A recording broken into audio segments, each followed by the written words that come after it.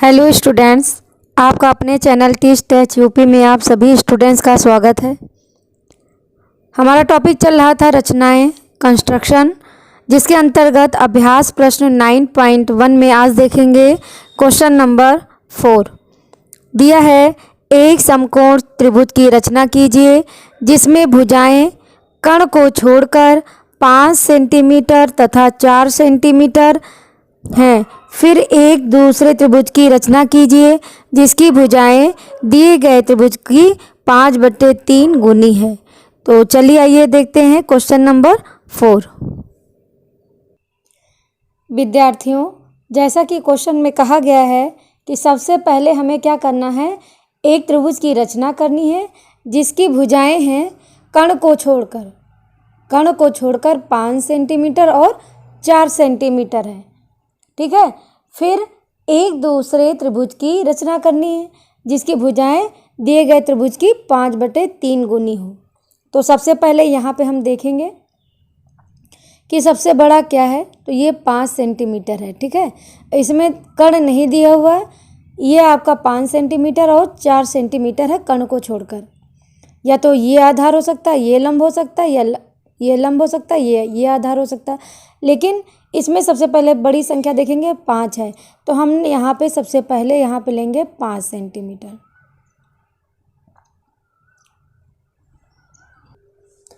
तो यहाँ ले लेंगे 5 सेंटीमीटर। ये 5 सेंटीमीटर का एक रेखाखंड खींच लिया। फिर उसके बाद बनाना हमें क्या है, समकोण त्रिभुज। आपको मैं बता चुकी हूँ कि समकोण त्रिभुज क्या होता है, 90 अंश का कोण को क्या कहते हैं, समकोण त्रिभुज कहते हैं। तो सबसे पहले हम क्या करेंगे, यहाँ पे सबसे पहले 90 अंश का कोण बनाएंगे। ठीक, एक चाप यहाँ पे लगाया, फिर उतना ही चाप यहाँ लगाएंगे। ठीक, ये चाप थोड़ा सा लंबा कर लीजिए क्योंकि हमको 2 चाप लगाने हैं ना।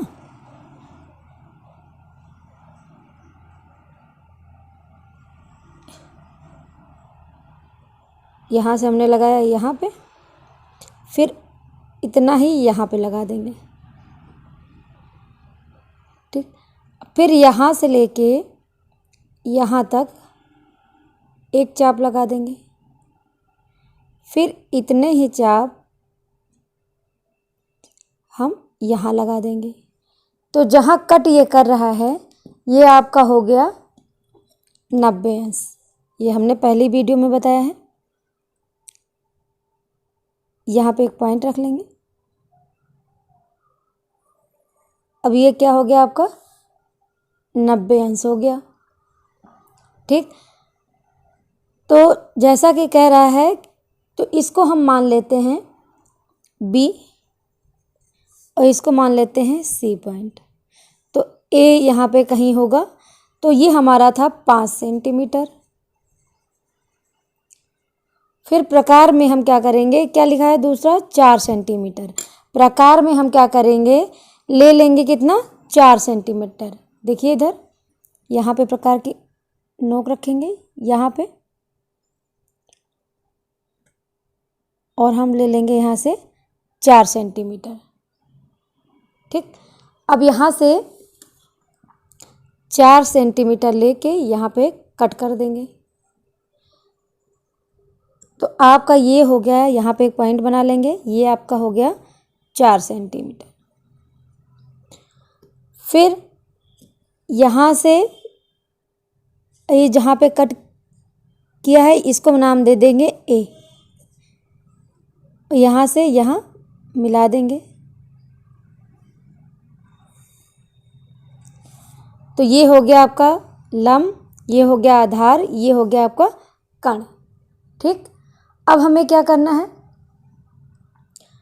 अब हमें क्या लिखा है, फिर एक दूसरे त्रिभुज की रचना करना है जिसकी भुजाएं दिए गए त्रिभुज की 5/3 गुनी है। ध्यान से देखिएगा, फिर प्रीवियस वीडियो जैसा हम करेंगे। अब यहाँ अंश और हर में देखेंगे सबसे ज़्यादा बड़ा कौन है, ये वाला बड़ा है, 5 बड़ा है। तो इसमें हम बी से न्यून कोण बनाते हुए एक किरण खींचेंगे या एक रेखा खींचेंगे। ठीक, अब देखिए इसको हम नाम दे देते हैं x। ये आपका हो गया न्यून कोण। अब जैसा कि 5/3 था तो 5 जो है भाग में इसको डिवाइड कर देंगे। देखिए 1 2 3 4 और ये 5। इसको नाम दे देंगे, यहाँ पे b है तो इसको नाम दे देते हैं b1 b2 b3 b4 और b5।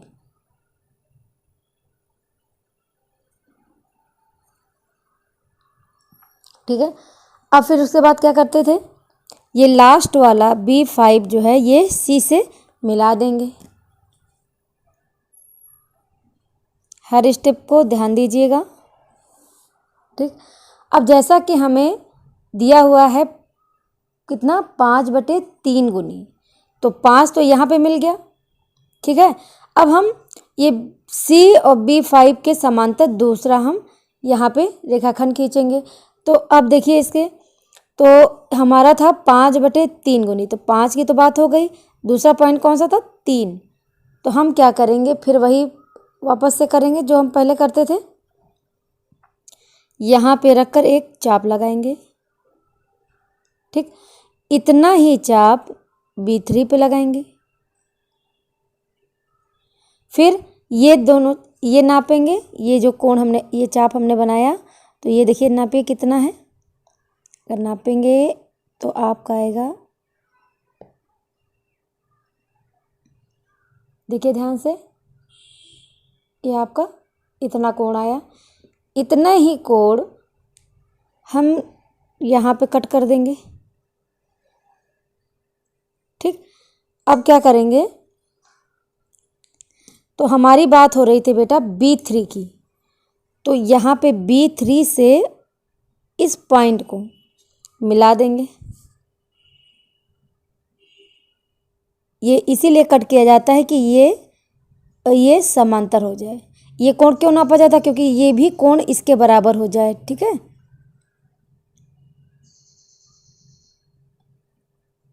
ये हो गया आपका पॉइंट। इसको नाम दे देंगे P। फिर वही प्रोसेस करेंगे, C पे फिर एक बनाएंगे, कट करेंगे, फिर P पे भी वही काम करेंगे। फिर ये दोनों नापेंगे, ये एंगल नाप लेंगे कोण, ये एंगल नापेंगे, ये आपके एंगल हो गया इतना।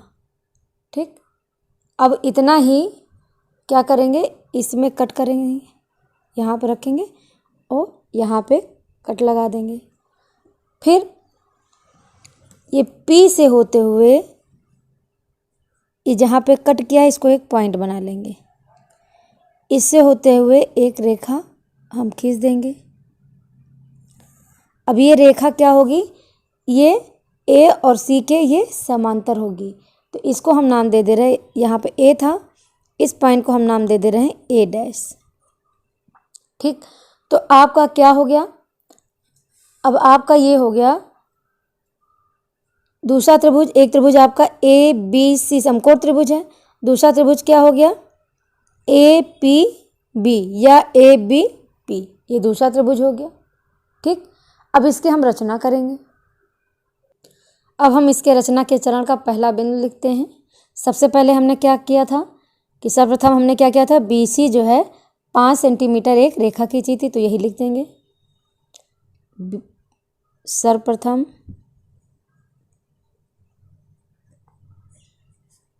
BC इक्वल टू 5 सेंटीमीटर रेखाखंड खींचा या खींची। दूसरा पॉइंट, एक चीज बेटा ध्यान दीजिएगा, ये जो हमने बी से किरण खींची थी, ये लंबी सी गई थी, इसको वाई नाम दे देंगे। ठीक, तो यहाँ पे लिखेंगे कि बिंदु बी को केंद्र मानकर 90 अंश का कोण बनाती हुई किरण बी और ये वाई खींची, तो ये लिख देंगे। तो ये आपका हो गया बिंदु बी को केंद्र मानकर 90 अंश का कोण बनाती हुई किरण बी वाई खींची। अब तीसरा पॉइंट विद्यार्थियों, इसके बाद हमने क्या किया था कि बिंदु बी को जो है केंद्र मानकर किरण ये बी वाई पर हमने क्या किया था, 4 सेंटीमीटर की त्रिज्या लेकर एक चाप लगाया था यहाँ पर। ठीक, जो ए पर मिलता है, और फिर क्या करेंगे, ए और सी को मिला देंगे। तो चलिए देखते हैं। तो हमने लिख दिया बिंदु बी को केंद्र मानकर किरण ये बी वाई पर 4 सेंटीमीटर का जो है चाप लगाया, जो यहाँ पे ए पे मिलता है, और ए और सी को मिला दिया। ये आपका ए और सी को हमने मिला दिया। अब अगला पॉइंट देखते हैं। अगला पॉइंट क्या था कि न्यूनकोण हमने बनाया क्या, सी बी और ये एक्स, ये हमने न्यूनकोण बनाया। तो यही लिख देंगे इसमें कि न्यूनकोण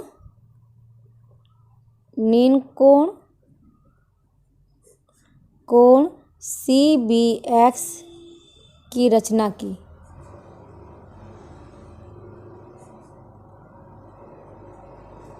ठीक, अब 6 पॉइंट देखते हैं। इसके बाद हमने क्या किया था, जो किरण बी एक्स है इस पे समान चाप B1, B2, B3, B5, 4 और B5 लगाया था, तो इसको लिख देंगे। फिर उसके बाद हमने क्या किया था, B5 को C से मिलाया था, तो यही लिख देंगे। विद्यार्थियों, जैसा कि चित्र में दिया हुआ है, जब हमने यहाँ पे देख लीजिए, हमने 7वां पॉइंट लिखा, समान चाप B5 को C से मिलाया। फिर उसके बाद 8वां पॉइंट हमने लिखा कि CB5, इधर ध्यान से देखिए, ये CB5 समांतर किसके हैं, PB3 के समांतर हैं। और इधर देखिए, ये CA समांतर किसके हैं, PA डैश के। तो ये चीज़ हमने यहाँ पे लिख दी। ठीक, ये 8वां पॉइंट हो गया आपका। 9वां पॉइंट देखिए, तो आपने ये खींच दिया। अब आप लिख सकते हो इस प्रकार, त्रिभुज ABC और A-BP की रचना होती है।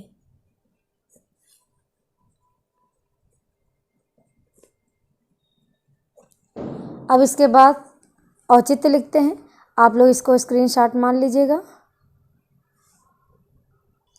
आप लोग रचना के चरण के ये स्क्रीनशॉट ले लीजिए, इसको लिख लीजिएगा अपना। इसके बाद हम देखते हैं इसके औचित्य को। बच्चों, औचित्य में देखिए क्या करना है। सबसे पहले हम देखेंगे त्रिभुज ABC में क्या दिख रहा है कि AC समांतर किसके है, A-P के। ठीक है, तो यहाँ पे लिखेंगे त्रिभुज ABC में, ठीक, क्या है, AC समांतर है A-P के। अब देखिए, अब इसमें क्या करेंगे,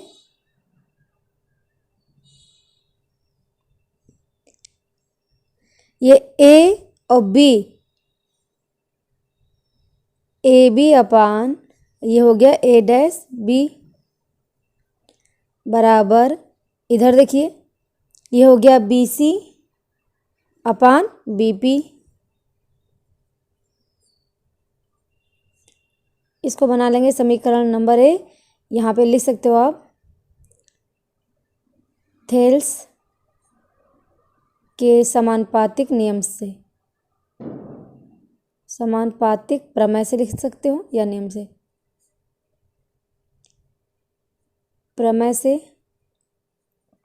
ठीक, अब देखिए नीचे में आ जाइए, ये CB5 समांतर किसके है, PB3 के। तो यही लिखेंगे CB5 समांतर है PB3 के। तो सेम यही प्रोसेस करेंगे। तो ये हो गया BC अपान BP,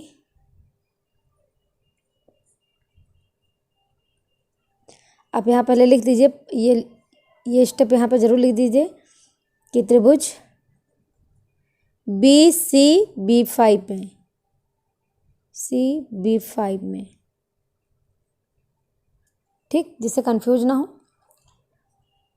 अब इसके अपान इसके बराबर ये हो जाएगा, यहाँ पे B5 था, यहाँ पे B3 की बात हुई थी, तो यहाँ पे लिख देंगे B5 अपान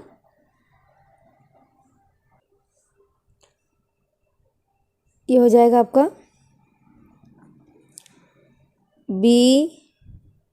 B5 अपान B, और यहाँ B3 है तो B3 हो गया।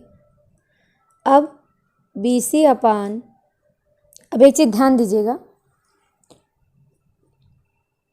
ये देखिए इसके बराबर, तो इसको भी यहाँ लिख सकते हो, समीकरण 2 बना सकते हो। तो ये लिख सकते हो थेल्स के समानुपातिक प्रमेय से,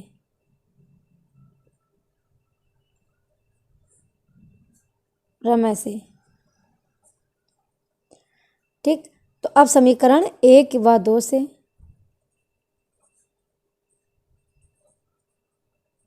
अब आप इसमें देखिए, ये था AB upon A dash B बराबर था BC अपान BP, ये यहाँ पे P होगा बेटा, ठीक। तो देखिए इधर, अब ये वाला दोनों सेम हो गया, तो इसका मतलब ये इसके बराबर होगा, तो लिख देंगे AB upon A dash B बराबर आपका हो जाएगा BB5 अपान BB3, ठीक। इसका मतलब क्या हो गया, ध्यान से देखिएगा, इसका मतलब हो गया AB upon A dash B बराबर हो गया आपका, ये B5 कितना है, ये देखिए यहाँ से यहाँ तक की दूरी कितनी है 5, और ये कितना है 3, तो हो गया 5/3, या लिख सकते हो, या AB अनुपात A डैश B बराबर 5/3। तो इस औचित्य का जो है आप लोग स्क्रीनशॉट ले लीजिएगा, बस लिख दीजिए जो कि सत्य है।